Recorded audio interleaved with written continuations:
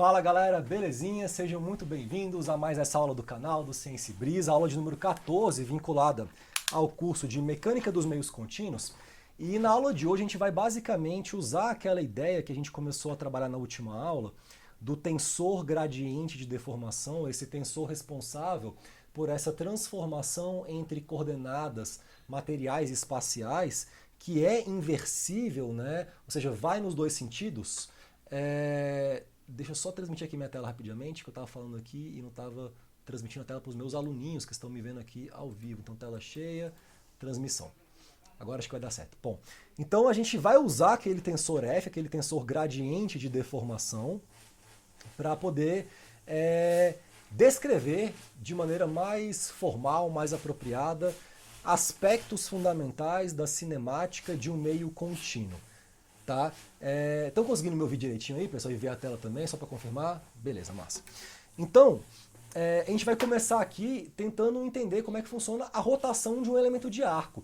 A gente viu na última aula já que quando esse tensor gradiente de deformação é o tensor identidade, então eu estou descrevendo um movimento típico de translação, porque existe uma preservação nas características de um arco contínuo material transportado ao longo desse movimento, tá? Então agora o que a gente vai ver aqui é como é que funciona a rotação. E a ideia é que a gente parta de um elemento de arco, depois a gente vai ver como é que isso acontece a nível de uma superfície, e depois como é que um volume mesmo responde a isso. Então a gente vai usar quantidades geométricas menores para construir entendimento sobre elementos geométricos mais complexos, assim. O Pitágoras, cara, tem uma frase dele, assim, que eu acho massa, que ele fala, assim, sobre a origem do universo. Ele fala assim: da mônada, que é essa unidade fundamental, esse princípio, a unidade central, a partir da qual tudo pode ser gerado, e da díada, que é essa duplicidade, essa bifurcação, essa possibilidade de um virar dois, né, de uma coisa virar outras coisas, assim, dessa junção de conceitos assim filosóficos, surgem os números, porque os números eles representam quantidade, tem o 1, tem o 2, tem o 3 e tem infinitos entre 1 e o 2, né? E ele falava que os números então geravam pontos, e aí quando você pensa na geometria euclidiana isso é muito evidente, né? Você pega ali dois números, 3, você forma um par, um trio, um ponto no espaço, você se referencia um vetor, e com pontos você faz então retas, liga dois pontos tem uma reta, com várias retas você faz figuras planas, triângulos, quadrados, e com figuras planas você faz figuras sólidas, porque você pega uns quadrados e forma um cubo, né? Então você vai escalando em complexidade, e quando você chega nessas figuras sólidas já, assim, você tem a Terra, que é uma esfera, né? E aí tem o universo, que para ele também era esférico, enfim. Então ele usa essa ideia, essa construção de você formar entendimento sobre questões mais complexas partindo de questões mais elementares, mais fundamentais, e é isso que faremos aqui. A gente vai começar com arco, e com arco vai virar curva, vai virar superfície, etc. Tá? Então vou dar um zoom aqui e a gente vai navegar aqui ao longo da nossa tela. Tá? Então na última aula a gente viu essa identidade aqui, né, que dx ele é igual a f escalar dx0, dx é uma coordenada espacial e dx0 uma coordenada material, x0 está associada à partícula que num tempo t igual a zero estava, né, naquele ponto x igual a x0 do espaço. Então diz respeito a quem é a partícula, e x é o ponto do espaço em si.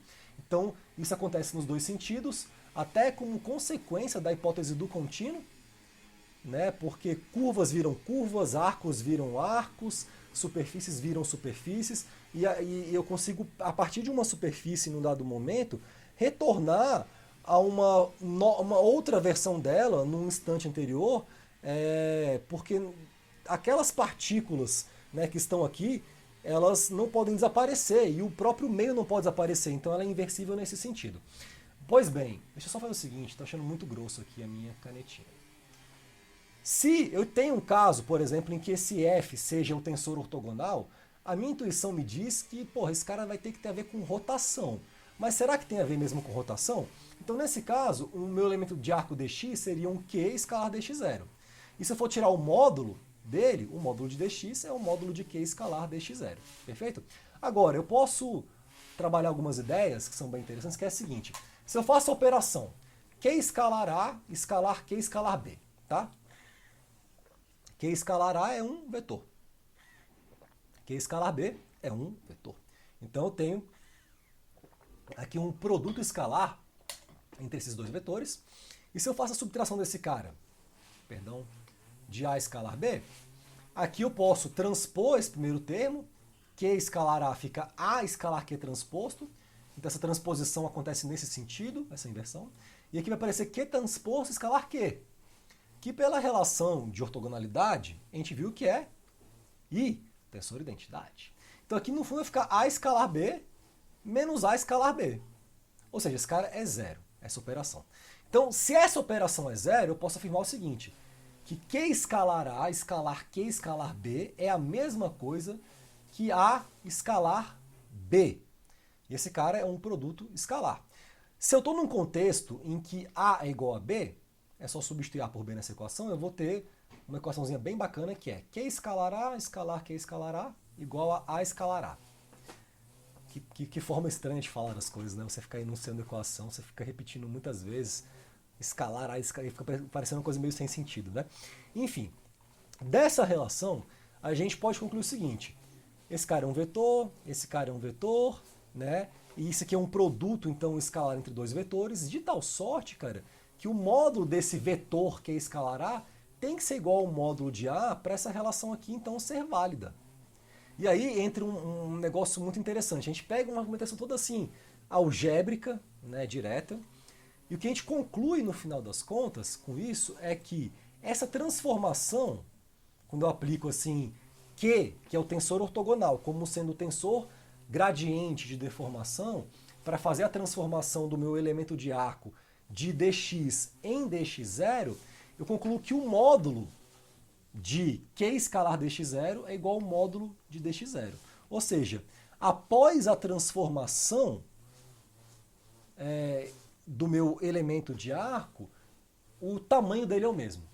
Então, quando eu aplico o tensor ortogonal como sendo o tensor responsável por esse movimento, como sendo o equivalente ao tensor gradiente de deformação, eu preservo o tamanho dos meus arcos. Mas olha que interessante, o tensor ortogonal, ele não é o tensor identidade, ele é uma coisa diferente, né? Então, se esse cara é diferente de I, o tensor ortogonal, né? Então o meu arco não pode ser igual. Então o dx é diferente de dx0, mas o módulo é o mesmo. Então o único movimento que pode acontecer com esse arco quando ele muda, mas mantém o seu comprimento, é uma rotação.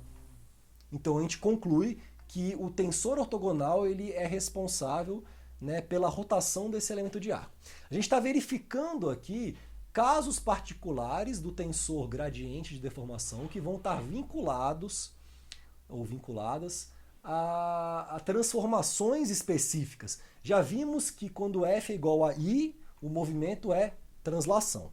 Quando F é igual a Q, o movimento então é rotação de um elemento de arco.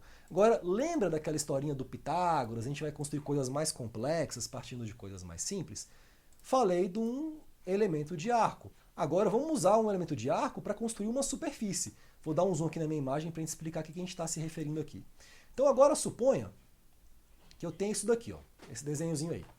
Uma superfície que num instante inicial ela pode ser definida usando esses vetores aqui. Eu penso num elemento de arco dx0 e num dx0 barra. Pego dois elementos de arco e quando eu pego esses dois caras e faço, por exemplo, um produto vetorial entre eles, eu vou ter um tamanho desse vetor resultante equivalente à área da superfície e vou ter uma orientação desse vetor normal à superfície. Então olha que coisa maravilhosa. O produto vetorial entre dois elementos de arco, ele vai te dar duas métricas fundamentais para você definir uma superfície, o tamanho e a orientação dela.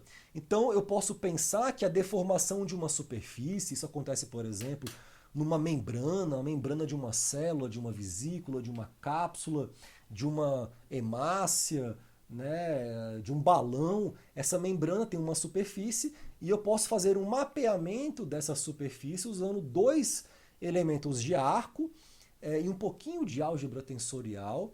E se eu quero entender essa deformação de uma membrana, eu posso então aplicar essa lógica de usar o tensor gradiente de deformação para realizar a operação de transformação do meu elemento de arco, para poder inferir sobre a transformação ou deformação de uma superfície em si.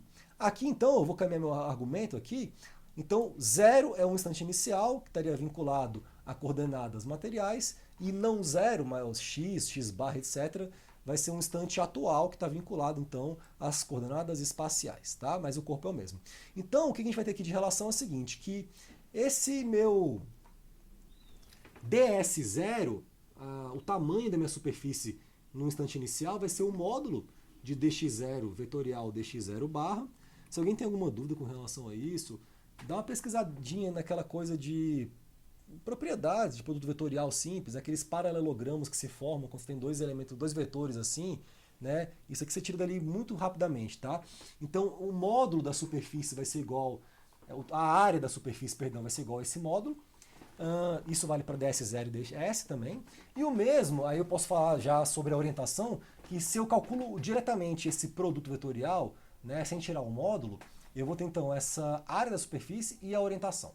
Então eu defini a superfície certinha, uma superfície com dois elementos de arco. Agora, eu sei que o elemento de arco dx, ele se relaciona com o elemento dx0 pelo tensor F.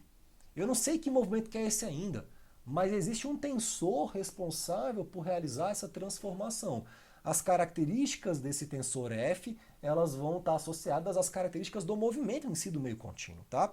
E o mesmo valeria, por exemplo, para o meu dx barra. Dx barra vai ser o F dx0 barra, tá? Então, se eu calculo aqui esse produto vetorial, dx vetorial dx barra, eu vou usar as transformações para expressar esse cara em termos de dx0, eu vou ter f escalar dx0 e f escalar dx0 barra, eu tenho essa equação aqui que vai relacionar, no fundo, esse lado esquerdo que aparece aqui, dx barra, esse cara, ele nada mais é do que dsn, né?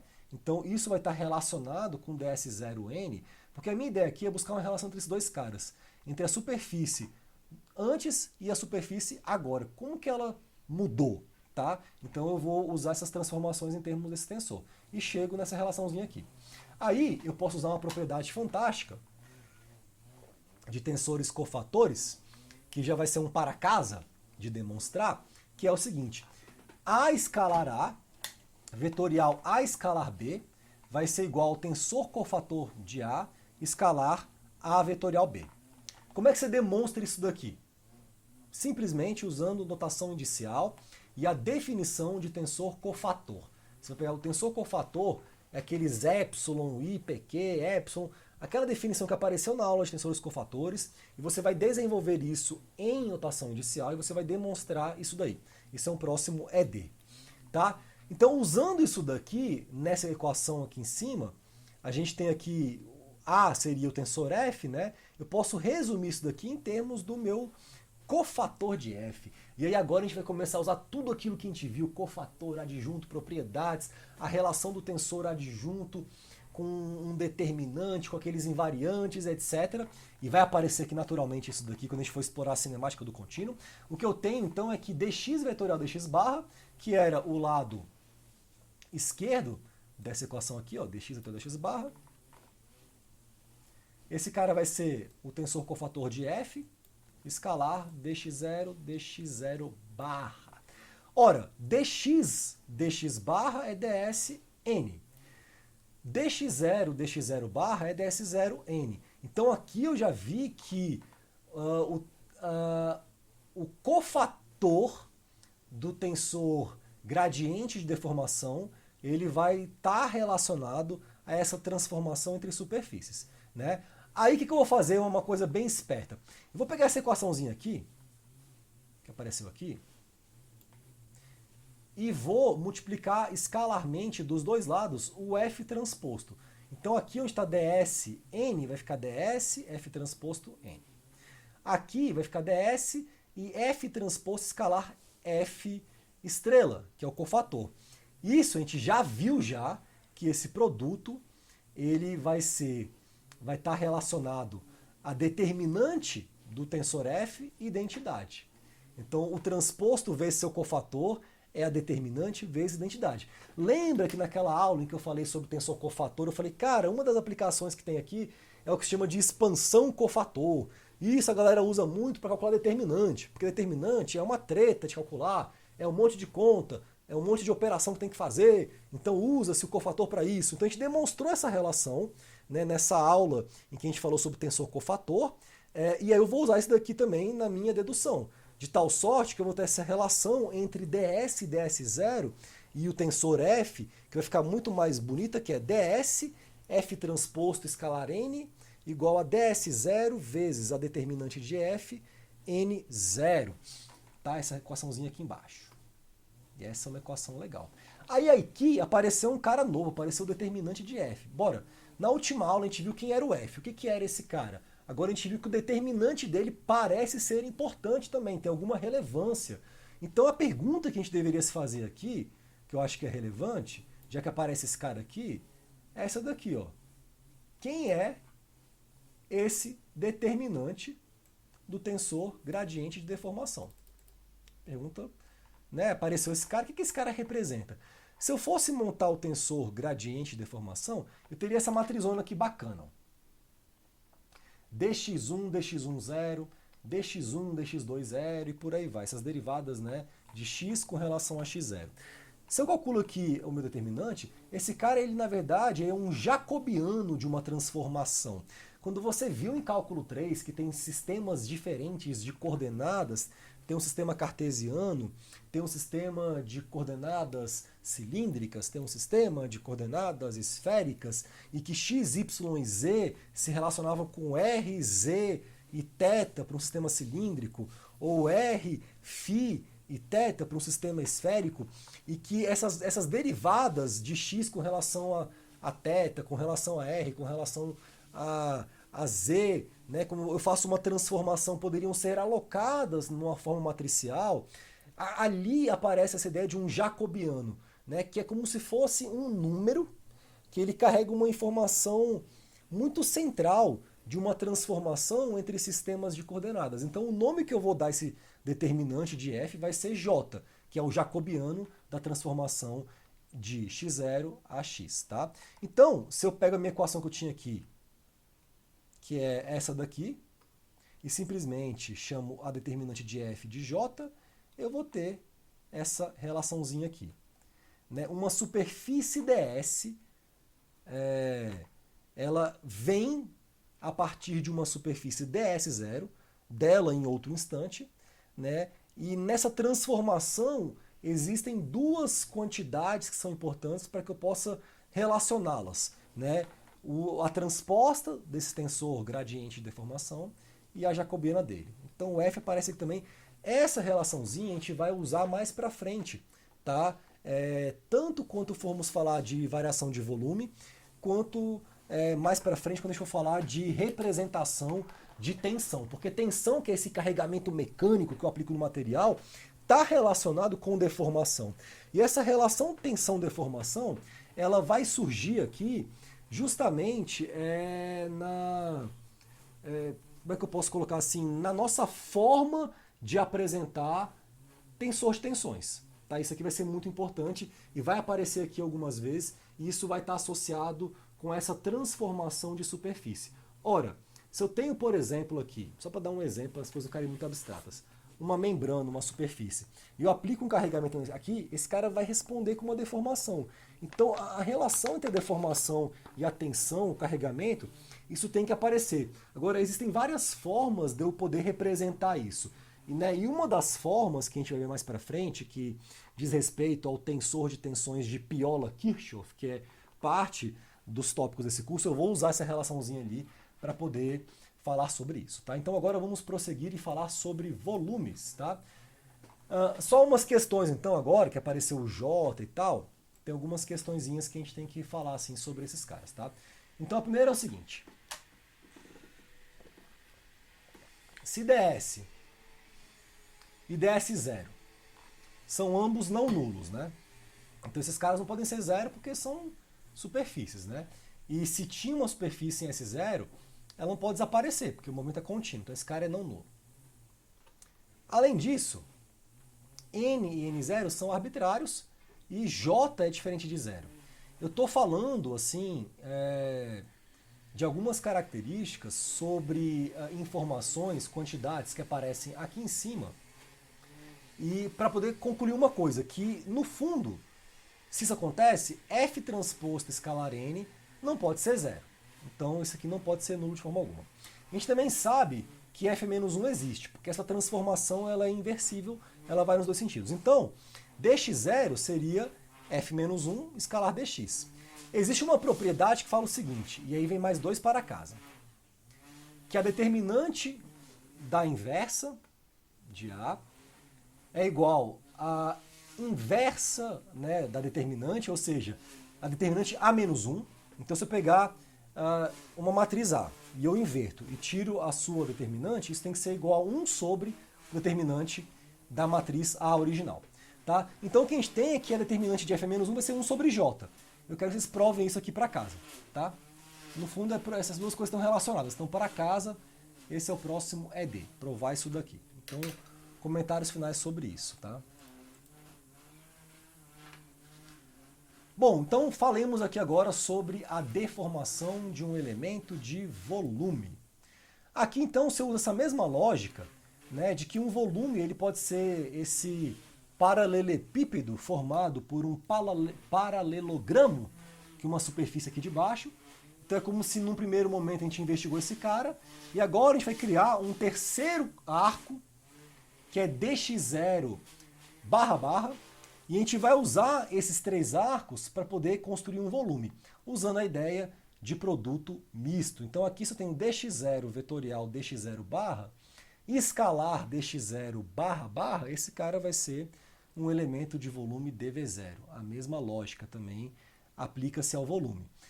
E aqui, definindo um outro elemento em termos de dx, não dx0, né? Se eu tenho essa deformação de volume, então agora eu posso buscar uma forma elegante, e eu vou chegar numa forma bem elegante e bem sofisticada, de transformar um volume V0 em um volume V, que é o seguinte, vamos comigo, acompanha aqui. A gente já viu, quando a gente estava falando de superfície, o seguinte, que dx vetorial dx barra era igual a f estrela, o cofator de f, escalar dx0 vetorial dx0 barra.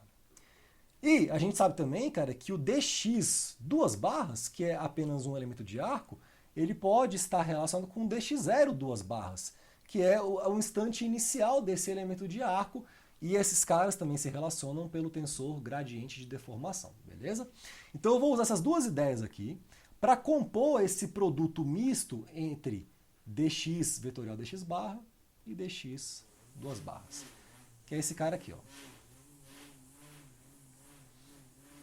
Então isso daqui tudo vai se relacionar. dx vetorial dx barra, escalar dx duas barras, vai ser igual a f estrela, anotem aí, dx0 vetorial dx0 barra.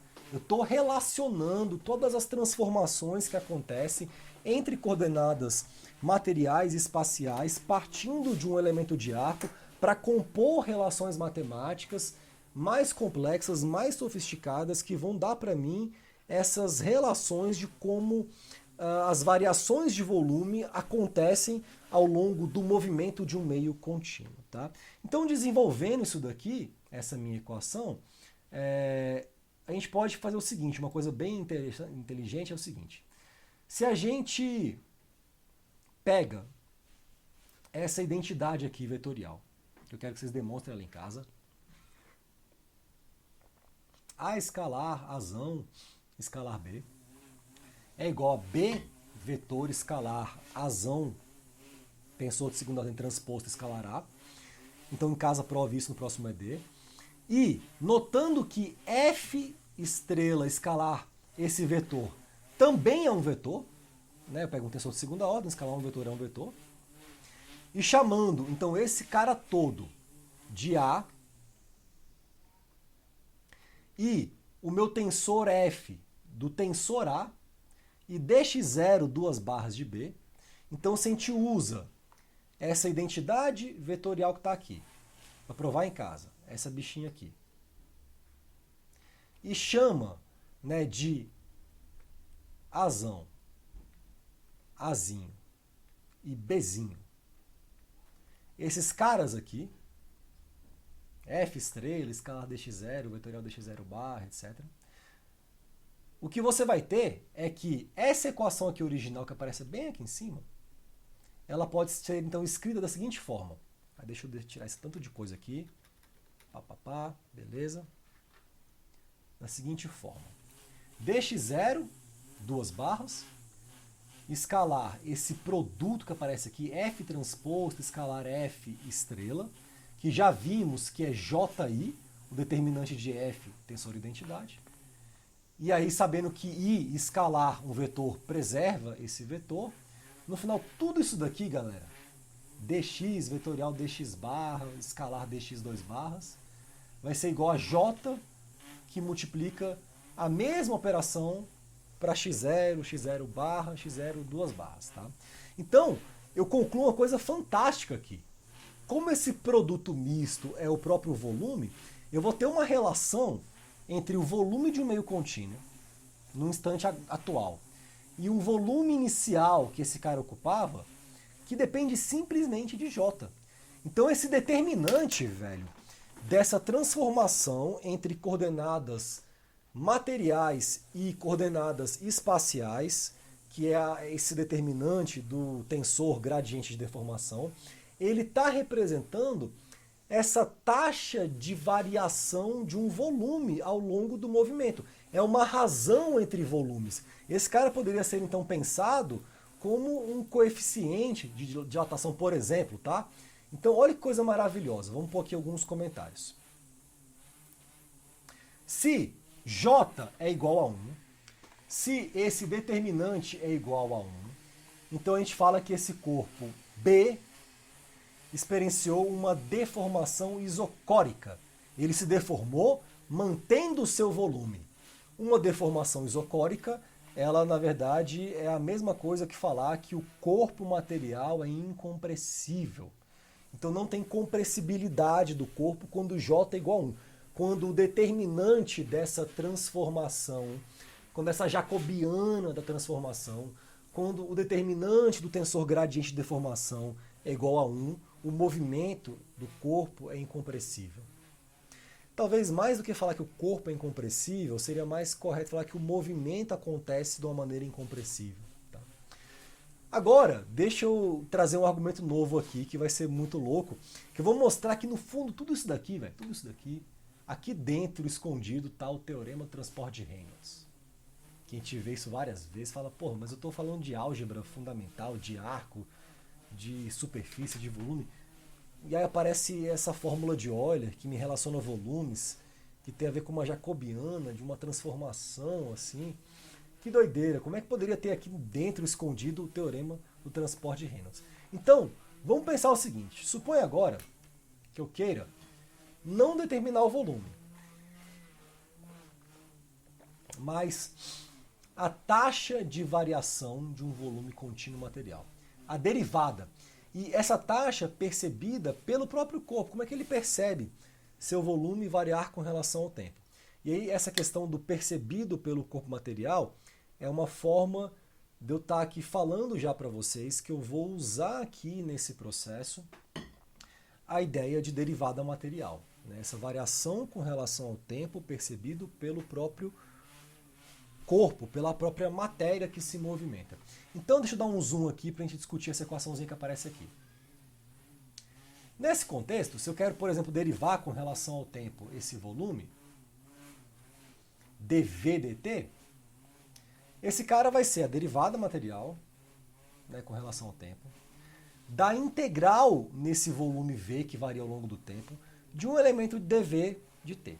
Então eu estou tentando compor um entendimento sobre uma questão bem interessante, partindo de uma coisa muito, muito básica, muito simples. Se eu uso aqui minha primeira fórmula de Euler, para integrar esse cara não em V0, mas com relação a um estado de referência, eu vou ter então a derivada material da integral em V0 de J, que é função de t, dV0.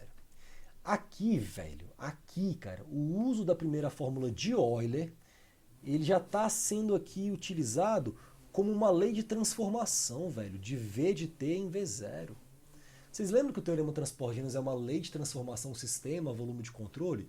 E volume de controle é essa região do espaço que eu defino para fazer um estudo, que é meio que arbitrário a princípio, mas que em T igual a zero, quando eu vou deduzir o teorema transporte de Reynolds, com aquela coisa dos volumezinhos e tal, em T igual a zero eu faço com que as fronteiras do meu sistema coincidam com as fronteiras do volume de controle. Então essa ideia de eu relacionar uma integral de um volume num tempo com relação a essa integral num outro volume anterior, eu já estou fazendo aqui uma transformação que é uma coisa muito semelhante ao que faz o teorema do transporte de Reynolds. Então se dV0 é fixo, não varia com o tempo, que é um de referência, quem varia com o tempo é o J.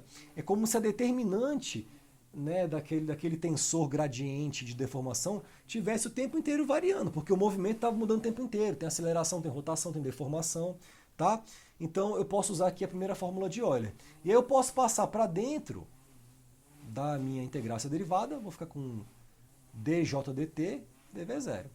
Então beleza, a taxa de variação de um volume num dado tempo é igual à integral no volume inicial de referência dessa derivada de j com relação ao t, né, dv0. Beleza, agora vamos pensar nesse problema por uma perspectiva um pouco mais física. Vamos pensar sobre outra perspectiva. Vou pôr aqui uma figurinha para a alegria de vocês. Então suponha agora que eu estou assim olhando para esse cara, eu tenho aqui meu volume, né, V0, esse cara está imerso num certo campo de velocidade, V, e se eu quero saber como que esse cara vai estar se deformando num instante de tempo t subsequente, ou seja, como que V num instante subsequente de tempo t vai estar variando ali, seria interessante eu olhar para isso daqui, ó, para as fronteiras desse cara. Se eu defino um vetor normal que aponta para fora, cuja variação desse vetor normal ao longo da superfície vai me dar um mapeamento da forma da minha superfície. Então esse aí é um cara muito importante.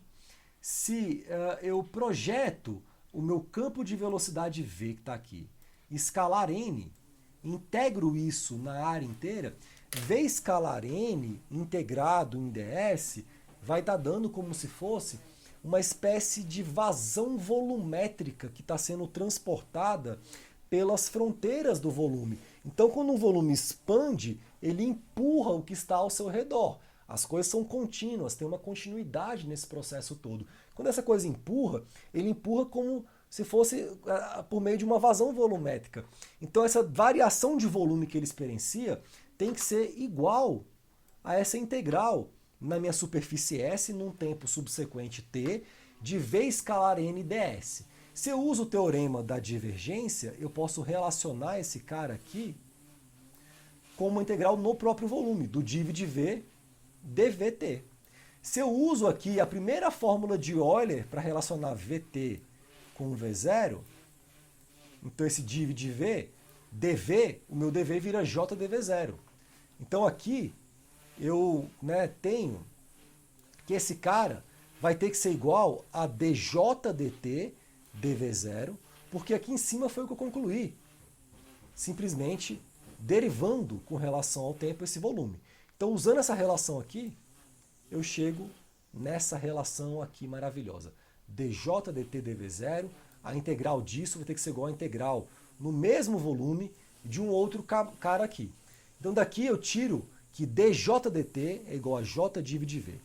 Isso é a segunda fórmula de Euler. Então, a primeira é dv igual a j dv0. A segunda é dj dt igual a j div de v. Tenho duas fórmulas de Euler, tá? E o que esses caras têm a ver com o teorema transporte de Reynolds? Ora, suponha agora que eu queira determinar a taxa de variação percebida pelo corpo material, não do volume, mas de uma outra propriedade intensiva G qualquer. Ou seja, eu quero aqui determinar isso aqui, ó. ddt da integral em V de JdV. Por que esse cara aqui é importante, velho? Porque todas as leis de conservação, as leis de balanço, os princípios físicos que eu conheço, eles costumam ser enunciados em termos de uma derivada com relação ao tempo, de uma quantidade extensiva vinculada ao meu sistema. Então, o princípio da conservação da massa. Quando eu derivo a massa de um sistema com relação ao tempo, esse cara tem que ser zero. Então, aí eu expresso esse princípio em termos de uma derivada. Se eu vou fazer essa continha aqui, usando essa ideia, eu vou ter aqui essa derivada com relação ao tempo, dessa integral aqui, ó. Agora eu estou relacionando a integral em V com a integral em V0. Eu estou aqui transformando sempre, cara. O difícil pra gente é sempre acompanhar um sistema. É sempre a treta. Eu não sei acompanhar um sistema.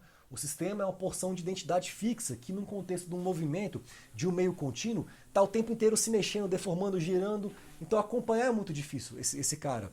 De tal sorte que o interessante, o conveniente, o agradável é eu relacionar essas taxas de variação de quantidades vinculadas ao sistema com um instante inicial, com um instante de referência.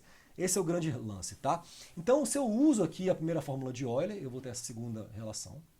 Se eu passo a derivada para dentro, eu vou ter essa terceira relação. G é uma propriedade intensiva qualquer, pode ser velocidade, pode ser massa específica, qualquer coisa aí que eu tiver. E J é esse jacobiano da transformação que varia o tempo inteiro com relação ao tempo. Eu uso aqui a regra do produto, eu tenho isso daqui. E aí, aqui eu vou reorganizar, usar a segunda fórmula de Euler para esse cara. Esse cara então vai virar J div de V. Esses caras estão relacionados. E aí agora, finalmente, eu vou usar de novo a primeira fórmula de Euler para relacionar essa integral em V0 com a integral em V de t. Porque aqui aparece J, ó, esses dois termos aqui, J e J. Então isso vai ficar um J dV0, que é dV. Então eu fico usando a primeira fórmula de Euler, uso a segunda, depois uso a primeira de volta, para no final das contas concluir o seguinte. Minha conclusão é essa aqui, ó. Que ddt da integral num volume V de t de uma propriedade G qualquer, que inclusive pode estar vinculada a um campo, né, variar no espaço e variar no tempo, dV de t, num contexto em que o corpo esteja se movimentando, que o volume esteja variando com o tempo, esse cara vai ser igual a integral no volume V de t, né, de dg dt mais g div de v, integrado em v. Esse cara é o próprio teorema do transporte de Reynolds. É uma versão do teorema do transporte de Reynolds, isso é início do século XX. Então olha que coisa maravilhosa aqui, galera.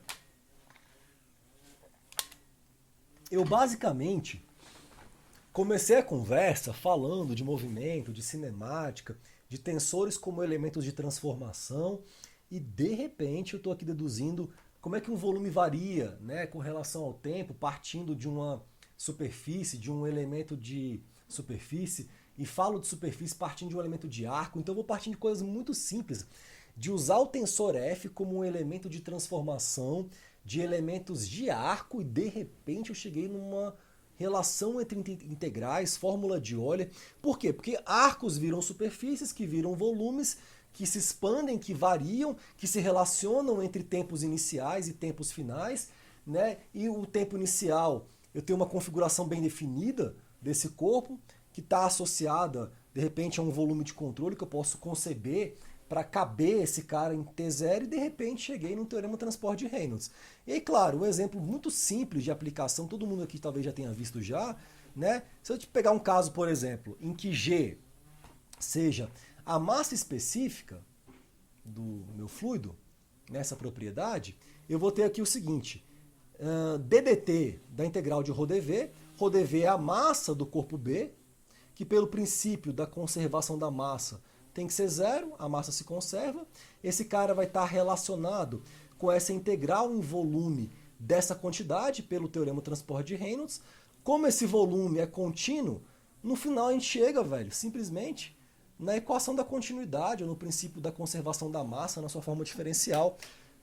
Cara, isso daqui é uma coisa muito impressionante, eu acho, assim, para mim, porque a gente está fazendo construções de entendimentos partindo da cinemática e de repente eu tenho um princípio físico de conservação simplesmente que apareceu aqui. Né? O princípio de conservação, ele apareceu aqui pela primeira vez.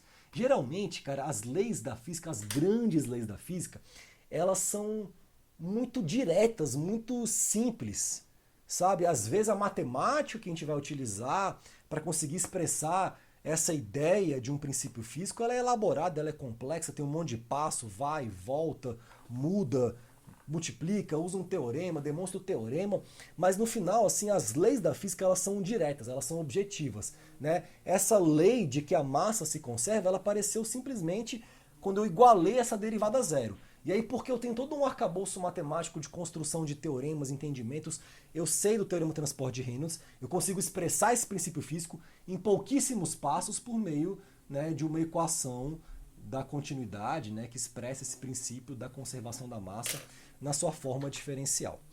Bom, galera, eu tenho assim mais um monte de coisa para falar, mas eu confesso que eu tô querendo assim organizar umas ideias centrais e falar desse teorema na próxima aula, porque eu tô bem cansado, assim, tá um dia quente em Brasília, tá com obra aqui em casa, tem um monte de barulho, eu tô suando, tô exausto, dei aula de manhã.